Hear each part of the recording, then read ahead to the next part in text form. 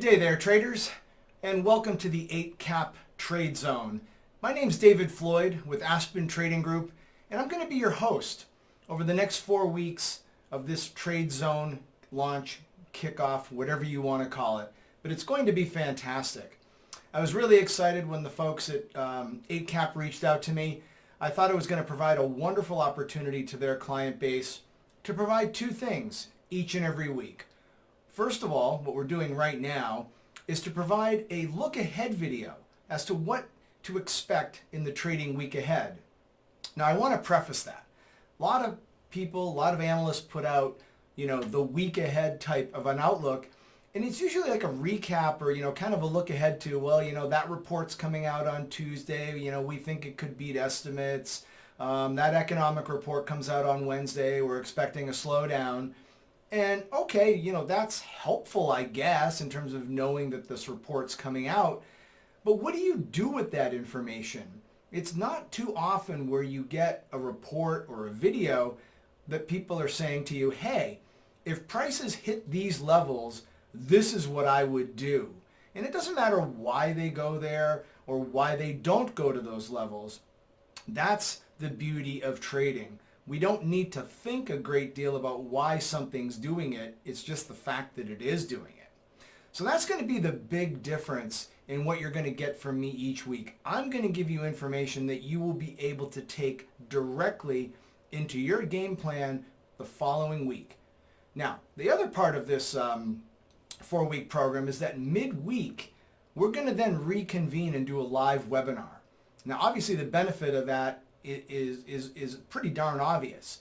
We get to review what I talked about in the video. So what I'm talking about in today's video, we'll get to review this coming week, Thursday morning Australian time, late in the evening for those of you in Europe, and for those of you in North America, it'll be early in the afternoon. But we're going to review. Okay, hey Dave, you said this was, this could happen if this price level was hit. Well, what happened? We're going to review that. Then we're going to kind of do a midweek update. Okay, this is what's been happening. This is what I expect going into the rest of the week. And most importantly, you'll get to address, or to me, your trading related questions. And that's the key thing. I want to have a good dialogue with everybody so that we can really dig in and help you understand what it is that I do and how it can benefit you as a trader. So before we dig into this week's forecast, it's really key that I give just a little bit of background as to what I'm going to be talking about from a technical perspective. I've been trading for over 20 years. Since 1995 actually is when I got my first start as a proprietary trader. And I've evolved as a trader over the years, just like every single trader does because the markets change. Where I'm at in my career right now is I am most definitely a levels-based trader. And you might say, okay, levels-based, that's support, resistance, maybe it's trend lines.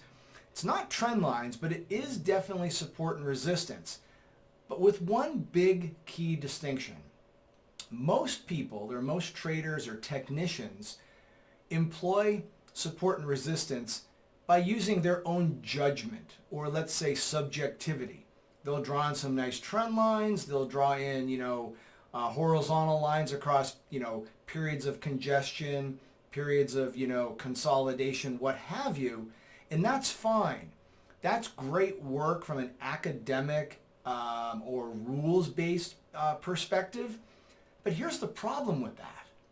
Unless the rest of the marketplace is also looking at those levels in the same context that you are, the odds of things happening when prices get to those levels is very slim. So what we want to do as traders is we want to orient ourselves around the levels that are likely to matter to the market at large. Because then you have the power of numbers with you that will hopefully get a reaction from that. So what I did many years ago is I came up with a way to develop support and resistance lines that basically form a channel. And they're across 4 periods. And they're based on existing market data. I don't get in the way and determine what these levels are. I came up with a formula to have the levels created. So each week or each day, each month, they're constantly being updated based on what's happening in the marketplace. And then they're drawn on my charts. They're available on TradingView. They're also available on MotiveWave. The beautiful thing about this is that part of the actual calculation is based on volume, price frequency, and of course time frame.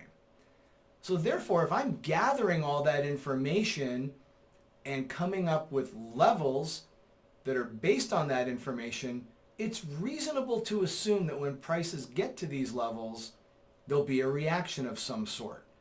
And that's basically what I'll have to say on that for now. But let's do this. I'm going to switch my screen up a little bit because now I want to go into just a little bit more background, but I want to take you into my screen. So I'm going to minimize that. And again, this is just to show that this is not a bunch of hocus pocus like, hey, this was a key level, I better draw this in. This is a post that I did last Monday, January 24th. I did it on a few of the major markets that I trade, and I'll get into that in just a moment. But I want to direct you to right here. On the upside, and I'm talking about the S&P 500 here. On the upside, look to fade, which means go the opposite way. So if prices are coming up to 44.44, I'm looking to fade that, meaning short it. Or if we do break above and hold, obviously be a buyer. But the first instinct is to go and fade that level. So 44.44. We knew about that level on Monday. We even knew about it the week before, but I reiterated it again on Monday. So just leave it at that. I'm going to minimize this screen right now. And I'm going to show you a chart of the S&Ps. Here are the S&Ps on January 24th, that Monday. And I've just drawn in that line that I talked about, 44.44. And I drew it in as a red line in this particular instance because prices were below 44.44 at the start of the week. And what I had indicated was if we get up to 44.44, I want to fade that level.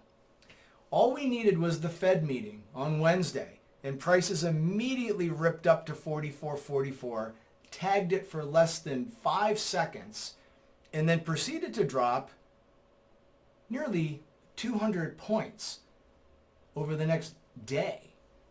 And I'm not saying it was a straight shot down. Nothing's ever easy.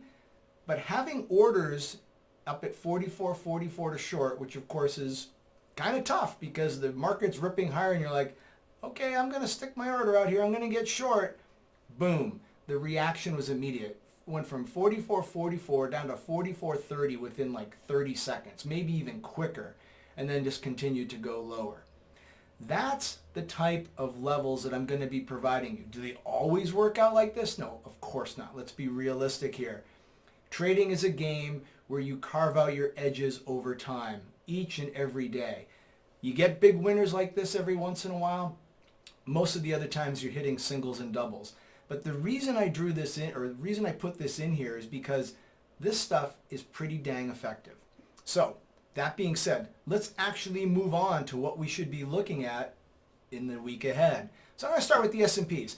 I mainly focus on the major asset classes, the S&P 500, 10-year notes. I look at the volatility index via the VXX, or you could also look at the VIX.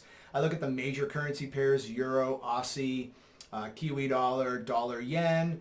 And then of course I look at some of the high-flying ETFs and or stocks. So in this week I'm going to be talking about Tesla, ARK Investment, got my notes here, of course Bitcoin, and of course Tesla, everybody's favorite Tesla. So I'm going to be focusing on that in this video. So let's go ahead to the S&Ps. Going to have these levels drawn in, and boom, there they go. Now, just a little bit of clarification here. As I noted, there are 4 sets of levels, and they form a band, an upper band and a lower band. Each band has a higher degree of significance. The green band is what I would call it the lower significance. That doesn't mean it's not significant. Don't get me wrong. It's not insignificant. But it's certainly not as significant as the orange band, which is the next level up, then the red level, and then the purple level. Purple levels, you see those? Wow, pay attention. There's likely to be a pretty big market reaction. So again, in this particular chart, you can see it. 44.44 is already drawn in there. Now that level is going to remain the same as we head into next week. This is how things are going to be playing out. We did get back above a pretty key level at 44.12. We closed above that, and that's a purple level. Obviously, that's very, very key. So my general takeaway for the S&Ps, given the rally today and given the fact that it closed above 44.12 on a daily basis, I'm bullish. I'm going to look for us to make a run to 44.44. I'll probably look to fade that level. But I'll tell you what, the market's starting to feel a little bit more frisky. If we get above 44.44 and hold that, you got to be long. You got to be bullish. And then the next logical upside target is going to be up towards 45.16, 45.50, and then the general logic is that once you go into one side of the band, in this case the green band, let's say 44.44, the logic is we're going to eventually traverse all the way to the other side. So that would take us up to 4,600. Now, obviously that may not happen next week, may not even happen in the next 2 weeks, but that's the general logic. But I would say, given the bullish close in the S&Ps above 44.12, let's make a run at 44.44. Look to fade it. Look at other things that are happening in the market. Don't blindly sell these, but if the market's starting to feel a little weak up there, it's certainly worth throwing out a short. And if it doesn't work, it doesn't work, and it holds above 40.44, then we're going long. 10-year notes. Let's take a quick look. I know a lot of people don't trade 10-year notes, but if you're not watching 10-year notes at the very least, you're missing a very big driver of the major asset classes. I mean, let's face it. 10-year notes is the market that basically prices money. It dictates what the price of money is, i.e. interest rates. Interest rates drive everything. They drive stock valuations. They drive a whole host of things on an economic front. Therefore, knowing what's happening in the 10-year note market is key to knowing what's happening not only in the S&Ps, but FX, as well as the individual stocks that you may trade. So real simple here. We had 127.08 pegged all week, and you can see it. And I can go back and show you in this report right here that I had up earlier, just to again show you that, yeah, this is what we talked about. 128.01, 28.01 and 128.17.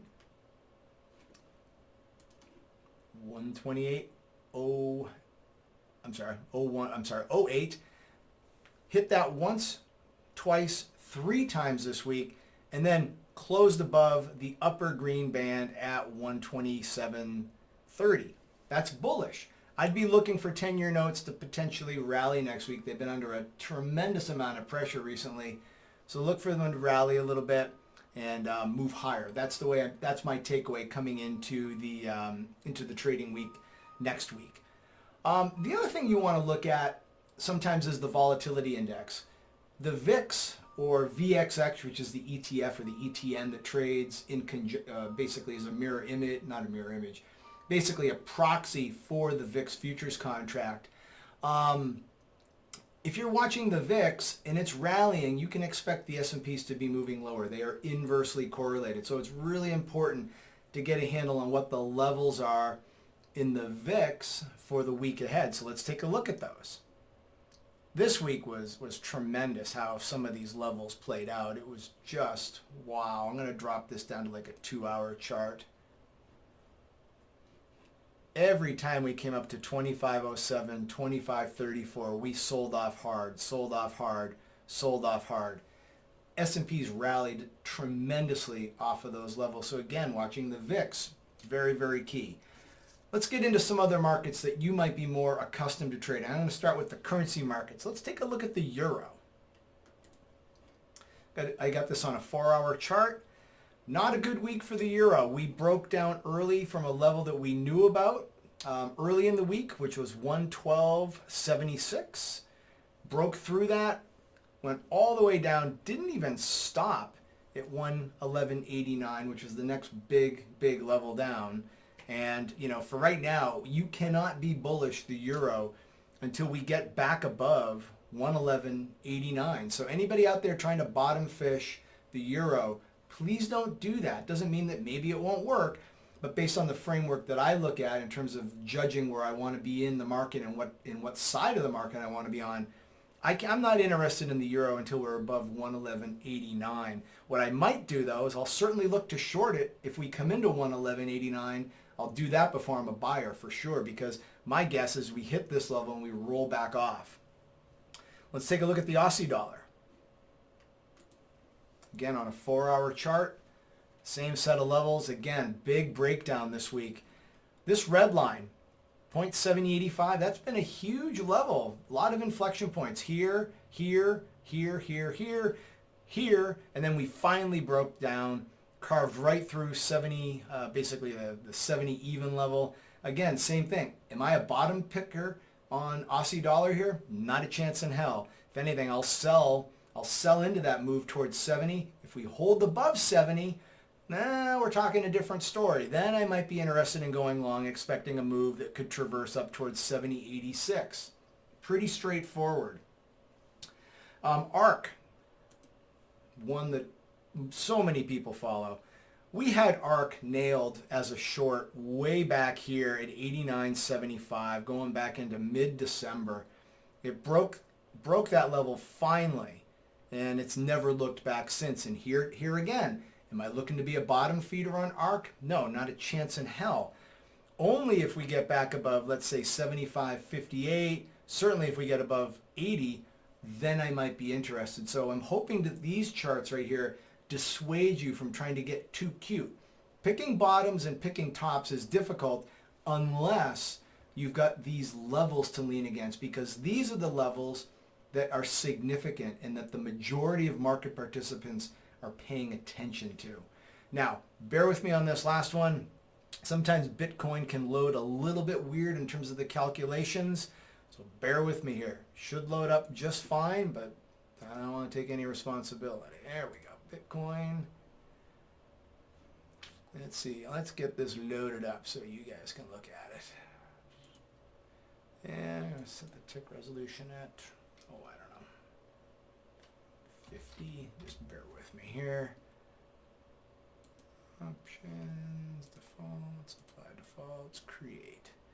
Again, here too, Bitcoin, whew, we have nailed Bitcoin with the levels. And it's going to take a moment to calculate. Higher priced securities like Tesla and Bitcoin and Ethereum and whatnot, a lot more grinding of data that you have to factor in. So sometimes it can take a little bit when it's doing that. Not good. Hold on for 1 second. Let's see if we can get these to load up. And if it doesn't load up, I apologize. We'll get it squared away for you next week. Yeah, it looks like it's just going to go into kind of into a spinning mode. It's not going to calculate them very easily, so it's going to take way beyond what the video is going to allow for. So again, that gives you a sense of what I'm looking ahead to next week. Can news events drive prices into those levels? So is it useful to know that those events are coming? Absolutely. But don't try to interpret what the news event is or outguess what the estimate might be, because ultimately the market's deciding where it wants to go. I'm not in the forecasting business. I'm in the business of how are prices trading relative to the levels that I've laid out, which again are not forecasting. I'm simply interpreting market data, not even interpreting it. I'm simply calculating the data that the market provides us and saying these are the levels that likely are going to be inflection points. So I'm not in the forecasting business. I'm not in the deep analysis business, which makes it really nice. When the trading day is done, I am done. Just trade the levels and you will simplify your life and you will certainly become far more effective. So I will see everybody on the webinar, as again, that'll be on Thursday morning Australian time, late in the evening European time, or it'll be early in the afternoon if you're here on the west coast of the United States, or late in the afternoon on the east coast of North America. It's been my pleasure. I look forward to meeting everybody and working with you over the next 4 weeks. David Floyd on behalf of the Eightcap Trade Zone. Have a great trading week. I'll talk to you soon.